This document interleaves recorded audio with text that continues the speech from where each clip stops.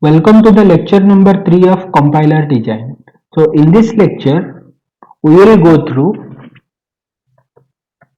automation, types of automation, finite automation, representation of finite automation, deterministic finite automation, non-deterministic finite automation, regular expression. Then I will go through an example. So this is basically a recap of finite automation and regular expression. Okay, so before we will go through lexical analysis, a student should have the knowledge of finite automation and regular expression. So this you have already studied in theory of computation. So today I will briefly discuss finite automation and regular expression. But if in detail you want to go through, please go through the video lectures on theory of computation. Okay, so what exactly an automation is? An automation, in plural it is called as automata, is a system in which energy, materials and information are transformed and transmitted to solve a task without direct participation of man. So an automation is a system. System means what? System means a set of components which interact with each other to accomplish a task.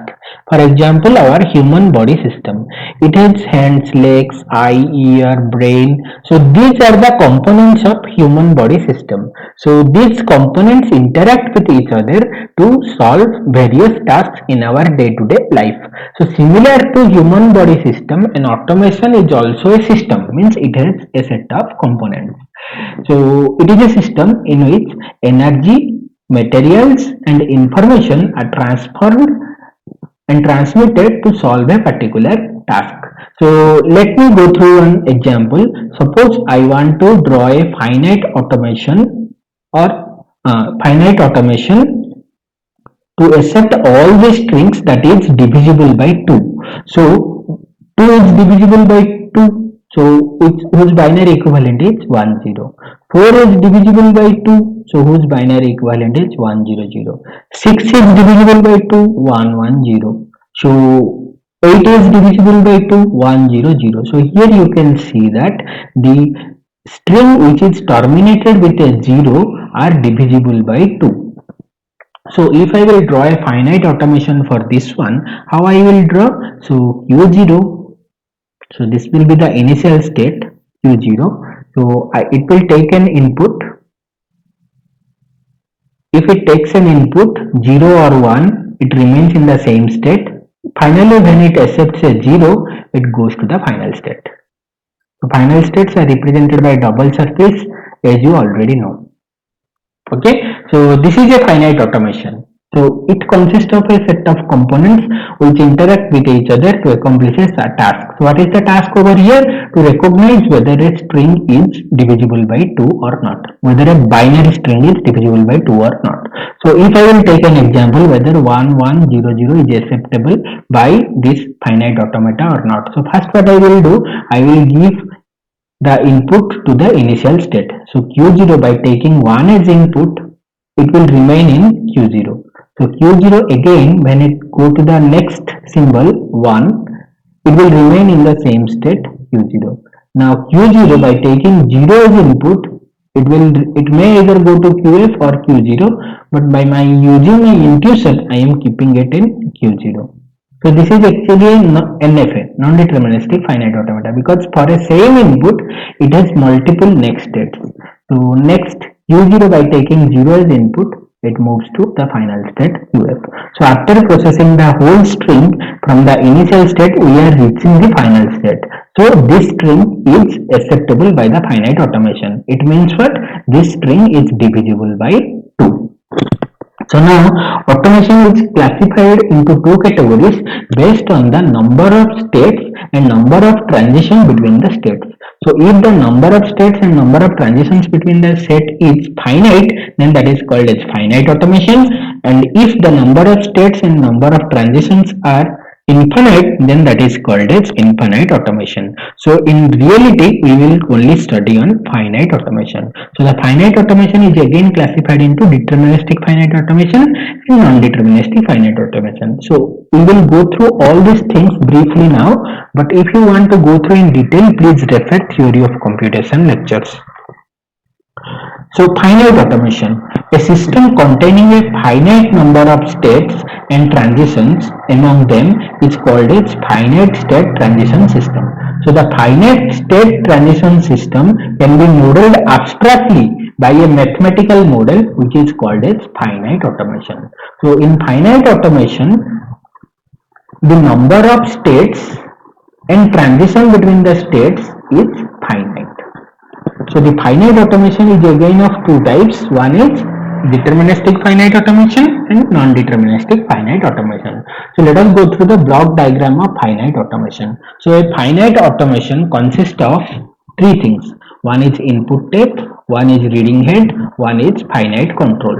So the input tape contains the input string. For example, we have taken a string over there 1100. So that string will be kept in the input tape. So the input tape is divided into a number of cells where each cell is capable of storing a symbol. So the input string is stored inside the input tape. Then the reading writing head, here we have only considered the reading head. Then the reading head reads one symbol under the reading head, then it transfers that symbol to the finite control. So then finite control has the knowledge of all the states of the finite automation and the transition among the states, the initial state as well as the final state. So it consults with the transition system, the transition function, and it takes or it moves the state from one state to another state by using the inputs. So this one we have already covered in theory of computation. I am just recapping it. Okay, a finite automation conceptually consists of three parts. So one is input tape, and the second one is reading head, and the third one is finite control. So the finite control consists of three things. One is it has the knowledge of finite number of states, a current state initially set to the start state, and a state transition function for changing the current state. Means from one state to which state it will move by accepting the inputs that will be determined by the transition function. Okay, so the finite automation processes a string on the tape by repeating the following action. So what it does, the reading head, first the reading head reads the current tape cell and sends the symbol S found there to the finite control. Then the tape head moves to the next cell. So here we are restricting it to, or in simpler finite automata, the tape head moves from left to right. However, in more sophisticated finite automations, the tape head may move to left or may also move to right hand side. Then the finite control takes the input S read from the tape head and the current state and consults the state transition function. So after it consults the state transition function, it goes to the next state. So now the next state becomes the current state. So once the entire string has been processed, so as I have already showed you, so after the entire string is processed, go to the example. So after the entire string is processed, if we are able to reach any one of the final states, then the string is acceptable by that automation. Next, representation of finite automata. So this also, I am just briefing it. These concepts we will use a lot in compiler design. So transition system and transition diagram or transition graph. So a finite automation can be represented by two ways. One is transition system, another one is transition table. So let us go through the transition system or transition diagram. So a transition diagram, as you already know, is a finite directed labeled graph in which each vertex represents a state. So here how many vertices are there? 3 vertices. It means there are 3 states. The directed edge indicates transition between the states. So here Q0 to Q1 there is one edge. So it is a directed edge. So what it represents? It represents by taking one edge input from Q0, the next state is Q1. Next, initial state is represented by a circle and an arrow mark pointed towards it. So this is called as your initial state. Similarly, the final state is represented by double circles. So here Q1 is the final state. Other states are represented like this. Other state means Neither initial nor final states are represented by circles. So here you can see that here Q0 is the initial state, Q1 is the final state. So another important thing, the directed edge indicates transition between the states labeled with input by output or input by output. So here you see, here in this example 0 is the input and 1 is the output. Sometimes it may be labeled with input only. So here you see, here 1 is only written, means 1 is input and there is no output. So I hope all of you have understood transition graph. So next one is transition table. So it is basically a tabular representation of transition function. So where rows corresponds to states. So in the previous one you see, so this is the equivalent transition table for this transition graph. So let me erase it.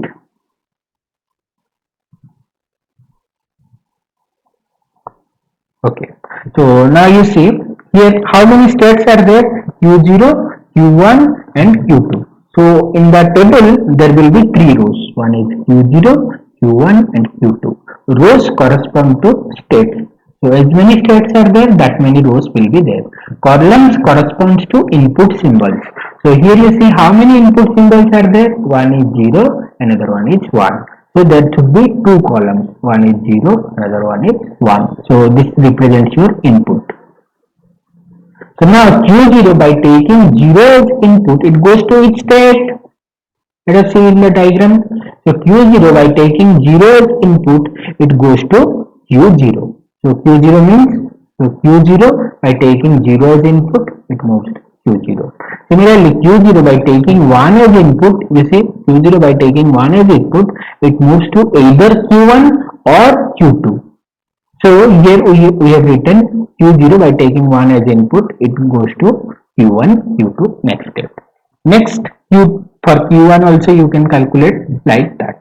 Then entries correspond to next state. Okay, so here the entries means intersection of a row and a column represent the next state. Means Q0 by taking 0 as input, the next state is Q0. Okay, the start state is indicated or marked with an arrow. So here Q0 is the start state, so it is indicated by an arrow. The accept states are marked with star or a circle around it. So here you see Q1 is the accept state, so it is marked with a star. So either you can put a star or you can put a circle around it. So this is all about transition table. So we have already known these things. I am just recapping so that we can easily understand lexical analysis.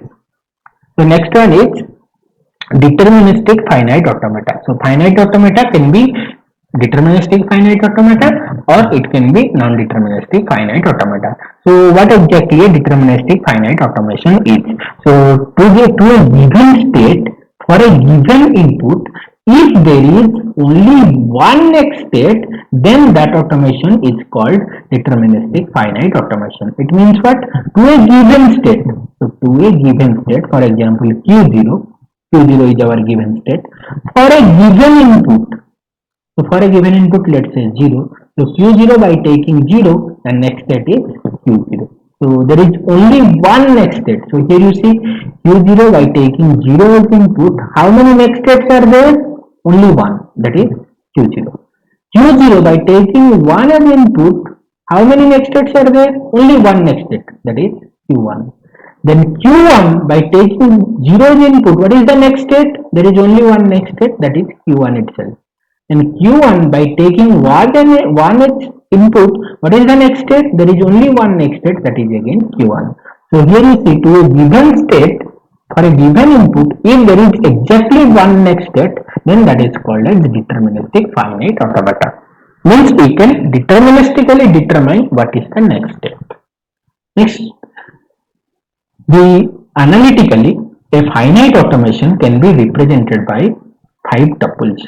So one is Q. Q is nothing but a finite non-empty set of states. Input alphabet. Then is a finite non-empty set of input alphabet. Then delta. So delta is used to represent the transition function. So delta is a function which maps from Q to input alphabet to Q. So you see in the previous example what I have told you, Q0 by taking 0 as input, let's say the next state is, so let us go through the example. Q0 by taking 0 as input, next state is Q0. Q0 by taking 1 as input, the next state is Q1. So here what? Q by taking an input alphabet as input, either 0 or 1, it moves to a next state. Next state means that is again a Q. Okay, so that the transition function Q into input alphabet maps to Q and usually called as direct transition function. This is the function which describes the change of state during the transition, means from which state it will move to which state, that will be determined by the transition function. This mapping is usually represented by a transition table or a transition diagram. So we have already studied these two things, transition table and transition diagram. Next one is Q0. Q0 is an element of Q. Is an element of Q means what? There will be exactly one initial state. Next, F is a, here you see, F is not an element of Q. F is a subset of Q. It means what? There are many number of, there may be more than one final state in a deterministic finite automation. Okay. Next, let us go through non-deterministic finite automation. So, what is non-deterministic finite automation? To a given state, for a given input, if there is multiple next states. So here you see Q0 by taking 0 as input, either it moves to Q0, or it can move to Q1. So here you see, Q1. So here you see there are multiple number of next states. So if it is the case for any of the input or for any of the state, then that finite automation is called as non-deterministic finite automation. It means in simple English you can easily understand that for a given state, for a given input, if you cannot determine the next state, means either you can move to Q0 or you can move to Q1. So you cannot determine to which state you will move. Then that automation is called as non-deterministic finite automation. Next, a non-deterministic finite automation is again a type tuple. Okay, so it is similar to finite automation, but there is a small difference. Okay, we will look at that. So Q is a non-empty finite set of states. Similarly, input alphabet summation is a finite non-empty set of inputs. Here is the difference in the transition function. So delta is the transition function mapping from Q into input alphabet, U into input alphabet to 2 to the power Q. So let me explain you this one with help of an example. So Q0, Q1. So let me take a single input 0. So by taking 0 input, either it may go to Q0 or it may go to Q1. By taking one input, it may not go to anything. It may not go to any state. Okay. So you see Q means we are writing Q0 by taking 0 as input, it goes to Q0, Q1. So I hope you have already understood. Input alphabet Q by taking an input alphabet. Now it may go to these states. These states means 2 to the power Q. So here you see 2 to the power. How many states are there? 2. So 2 to the power 2 equal to 4. 4 means how many subsets are there? One is 5. One is Q0. Another one is Q1. Another one is Q0, Q1. So you see Q by taking an input alphabet, either it may not go to any next state, or either it may only go to Q0 next state, or it may go to Q1 next state, or it may go to both Q0 and Q1 next state. So there are 4 possibilities if there are 2 number of states. Similarly, if there are 3 number of states, there will be 2 to the power 3 possibilities.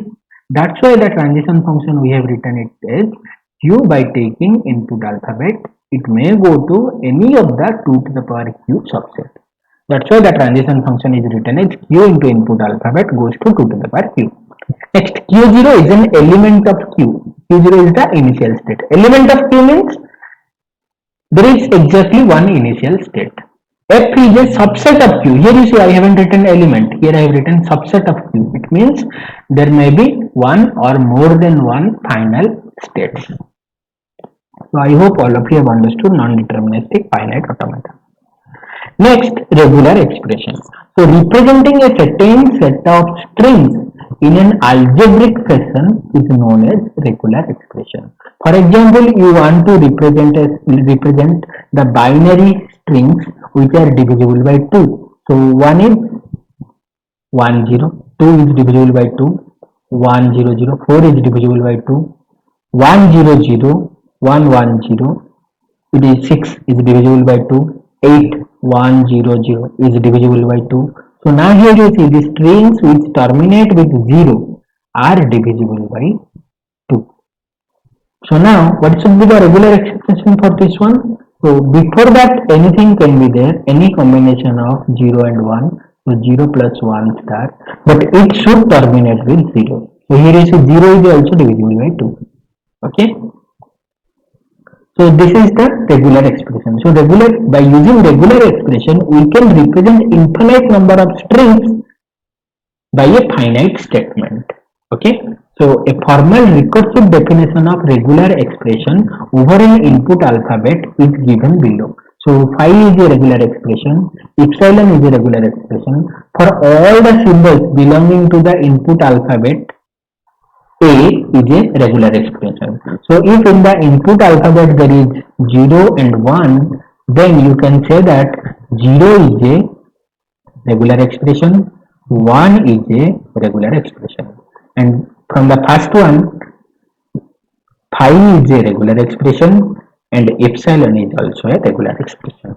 Next, in the recursive step, what we can do, if R1 and R2 are two regular expressions, then what we can write, R1 plus R2 is again a regular expression, R1 R2 is again a regular expression, R1 star is again a regular expression, R1 within bracket is again a regular expression.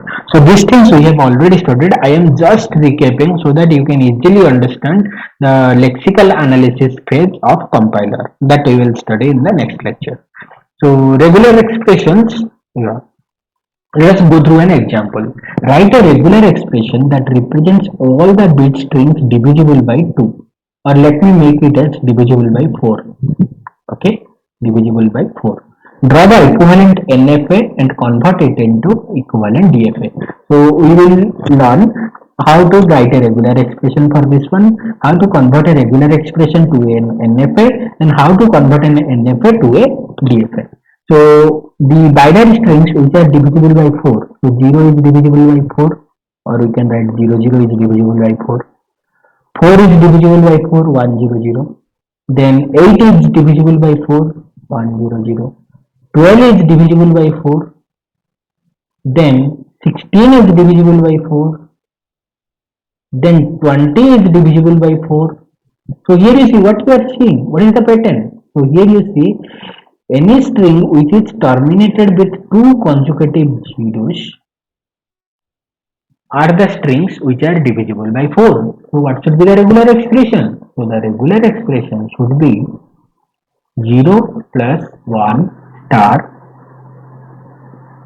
followed by 2 zeros. So if we want to draw an NFA for this one, so how will you draw? So Q0 is the initial state. This we have already studied in theory of computation. Q0, by taking 0 and 1, it remains in the same state Q0. Q0 by taking 0 as input, it moves to Q1. Q1 by taking 0 as input, it moves to Q1. So now you see, I have done the equivalent NFA for this regular expression. How it is an NFA? Q0 by taking 0 as input, either it moves to Q0 or it moves to Q1. So that's why this is an NFA. So now we have to convert this NFA into an equivalent DFA. So let me draw the transition table for this one, so that easily I can convert. So Q0, so here state, here the input 0 and 1, So Q0 by taking 0 as input, it goes to Q0 Q1. Q0 by taking 1 as input, it goes to Q0. Q1 by taking 0 as input, it goes to QF. Q0 by taking 1 as input, it doesn't move to anywhere. Next QF by taking 0 as input, it doesn't move to anywhere. QF by taking 1 as input, it doesn't move to anywhere. So now what we will do, we will draw the transition table for the DFA, equivalent DFA. So here I will draw.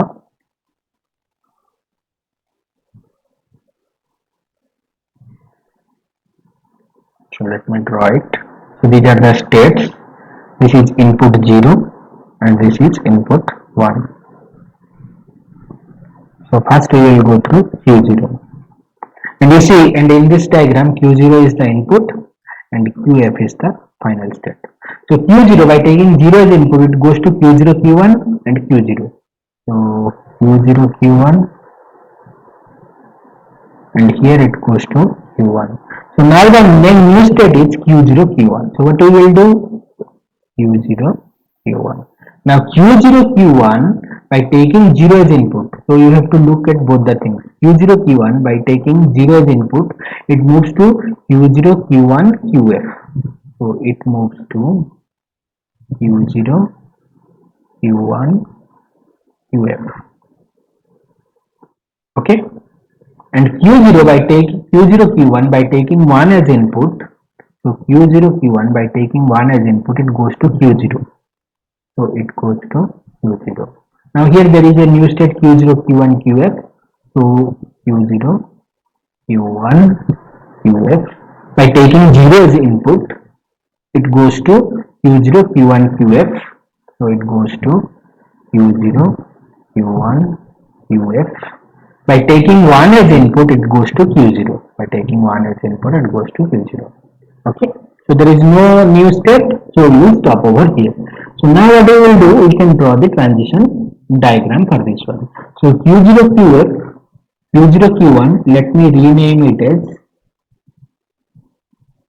Q3, and Q0 Q1 QF, let me rename it as Q4. Okay, so Q0 by taking 0 as input, it moves to Q0 Q1. Q0 Q1 means we have written it as Q3. So Q3. Next, Q0 by taking 1 as input, it remains in Q1. So Q0 by taking 1 as input, it remains in Q1.